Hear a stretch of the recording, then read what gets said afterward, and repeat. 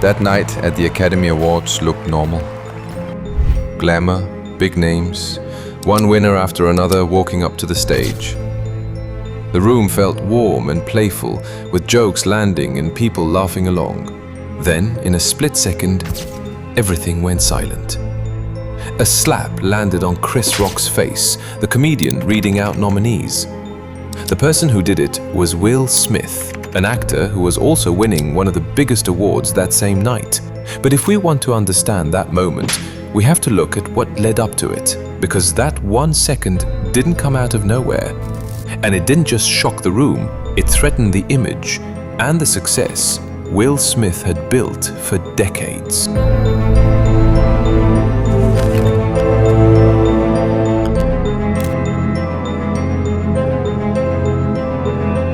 Most people know Will Smith as a movie star, but his first big break didn't come from films. It came from rap.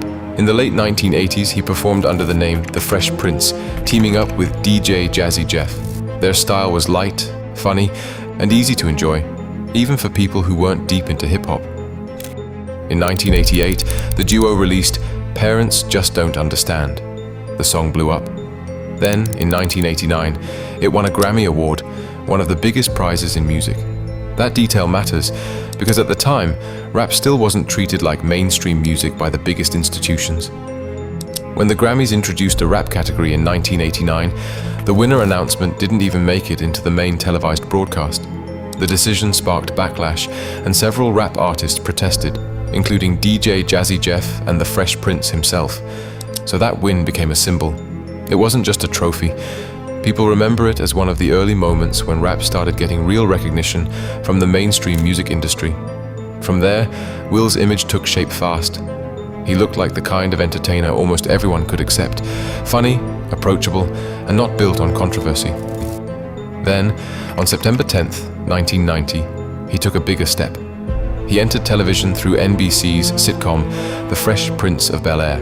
The show borrowed his Fresh Prince persona and turned it into a family story that worked for a wide audience.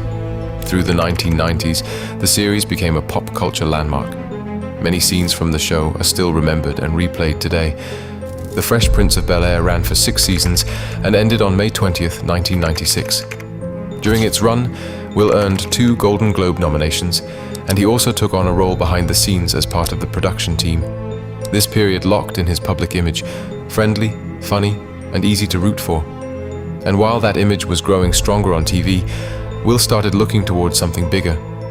He began moving into movies, slowly shifting from the good kid everyone liked into a major star. From here, his career didn't just continue, it rose higher.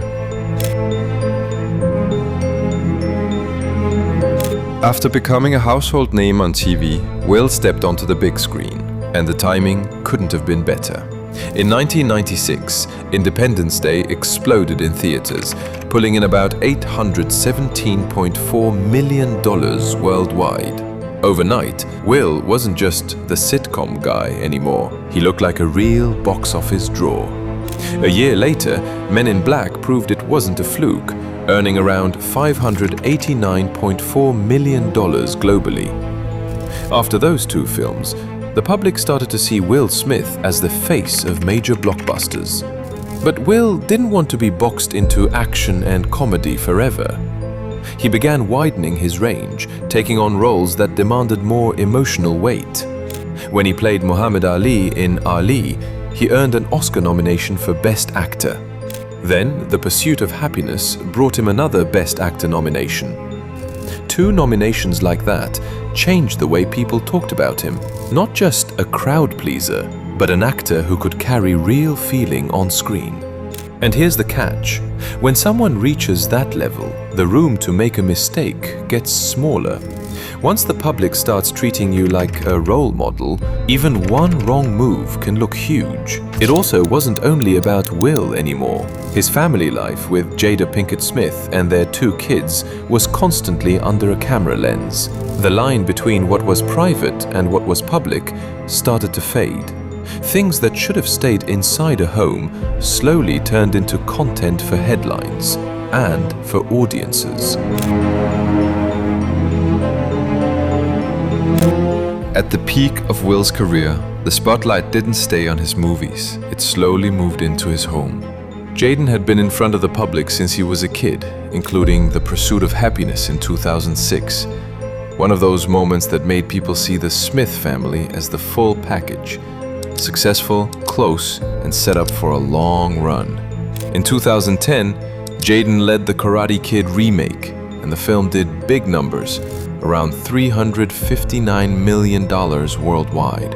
That same year, Willow blew up with Whip My Hair when she was only 10. Years later, Willow said growing up under constant attention felt heavy and exhausting. And the pressure didn't stop at their work. When Jaden hit his teen years and started figuring out who he was, the attention got louder. He said it was hard to have a normal social life because people treated him differently from the start. Around that time, Jaden leaned into a style that challenged the usual rules. He became the face of Louis Vuitton women's wear and made headlines for wearing a skirt. He also said openly that he doesn't split clothes by gender. Online reactions were often brutal. Weird became an easy label, and later on, Jaden even talked about how the public basically built that weird image around him. Will, meanwhile, seemed to be trying to steady Jaden's position through another major film. In 2013, the industry saw After Earth as a project designed to push Jaden as a leading star after his earlier success. But the result didn't match the plan. The movie reportedly cost around $130 million and brought in roughly $243.6 million worldwide, numbers that didn't feel strong enough for something that big. At the same time, their marriage became public entertainment. Rumors about Will and Jada had been floating for years, but things hit a peak in July 2020. They appeared on Red Table Talk, a show hosted by Jada, and openly discussed Jada's relationship with August Alsina, a younger rapper who was also close to Jaden. From there, as time went on, I got into a different kind of entanglement. I think you need to say clearly what happened. As far as what? You and I decided we were going to take our space, and what happened? Yeah, and then I got into an entanglement with August. That's what I said. After the episode aired, entanglement turned into fuel. Speculation got wilder, especially after August released a song titled Entanglements, and people felt like they'd been handed even more to argue about. On camera, Will briefly smiled, yet his tired face and slightly red eyes became the part that went viral. That clip turned into a meme people kept using for years. A lot of people assumed Will was crying. Later, he explained the taping happened late at night. The look on his face came from exhaustion, not some staged emotional moment. Years later, the topic flared up again after reports said they'd been living separately since around 2016. In that stretch, Will took a long break from work and went on a spiritual trip to Peru. On a Netflix program with David Letterman, Will said he went through 14 ayahuasca sessions, a traditional ceremony involving a powerful psychedelic brew, and described it as intense, even terrifying, like watching visions of his career, money, and life falling apart. All of my money flying away, and my house is flying away, and my career is going away, and I'm like, oh. Bit by bit, the pressure stacked up. From family issues, from the internet, from the role model image he was expected to keep spotless. It started to feel like a shaken soda can, just waiting for one small trigger. And that trigger finally showed up on a night watched by millions. On the night of March 27th, 2022, the Academy Awards at the Dolby Theatre should have been Will Smith's crowning moment. He was seen as a strong favorite because of King Richard. Mid-show, Chris Rock walked on stage to present an award and cracked a joke about Jada Pinkett Smith's hair, saying she looked ready for G.I. Jane. The room laughed. Will even chuckled for a second, but Jada looked annoyed, and a lot of people watching didn't realize the context.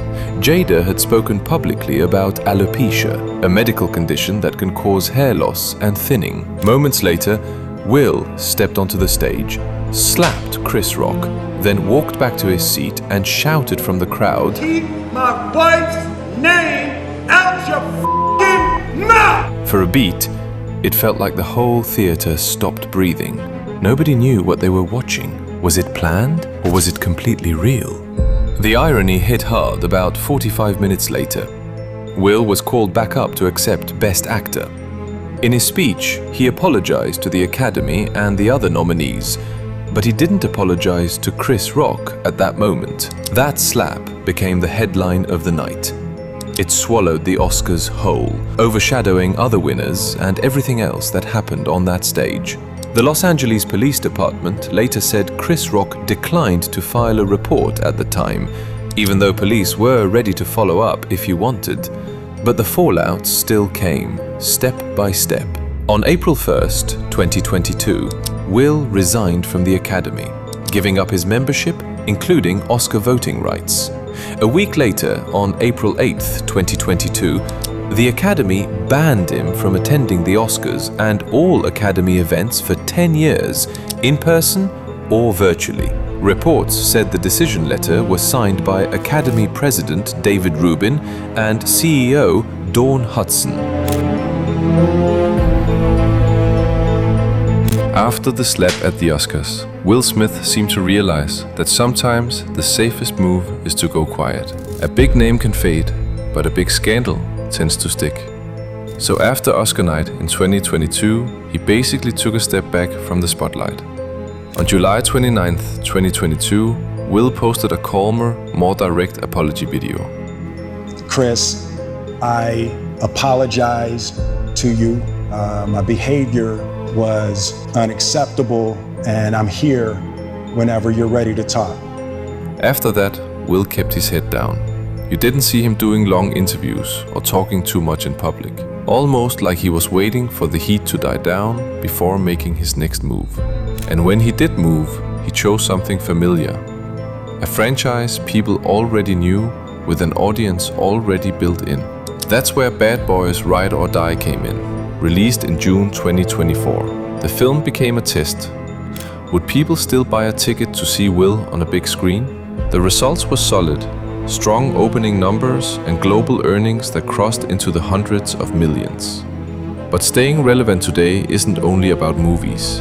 The internet has its own rules, and it doesn't forget. Toward the end of 2024, Will got pulled into online rumors linking him to Sean Diddy Combs, a music producer who had been tied to serious allegations. The rumor spread because it mixed video clips, social media gossip, and people's assumptions into one messy story. At one point, Will publicly denied it. Going into 2025, Will tried another route back to the public: music. On March 28, 2025, he released Based on a True Story, his first album in 20 years after focusing on acting. The intent looked clear, almost like trying to restart from zero. But the response wasn't kind.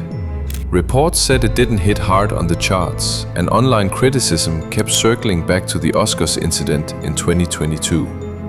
So Will tried something more personal, getting closer to people, face to face.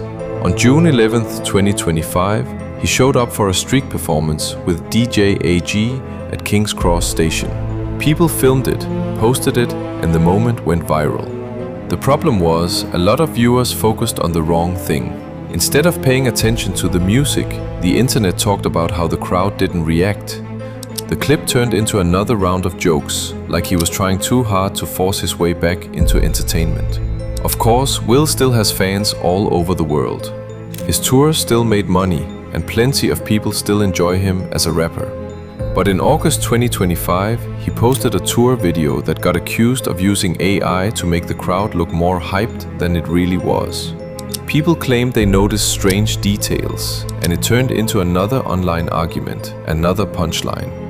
And then, in early 2026, a musician named Brian King Joseph filed a lawsuit against Will, with allegations involving harassment and termination. Will's lawyer denied the claims and called them baseless. The case is still in progress, so there's no final outcome to point to yet. What's clear is this: Will's name never really gets to settle. Every time he steps forward to repair his image, another issue attaches itself and pulls the public attention away again.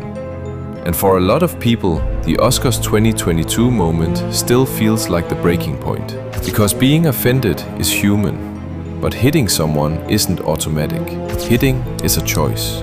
When anger gets used as an excuse for violence, it spreads fast, because it starts to look normal to swing first to defend pride. Comedy can cross a line. Sometimes it touches sensitive things, but the response is still personal responsibility. And Will's story shows how a reputation built over decades can crack in seconds, just because one moment of offense got answered the wrong way. So if you were in that seat, what would have been the most reasonable response?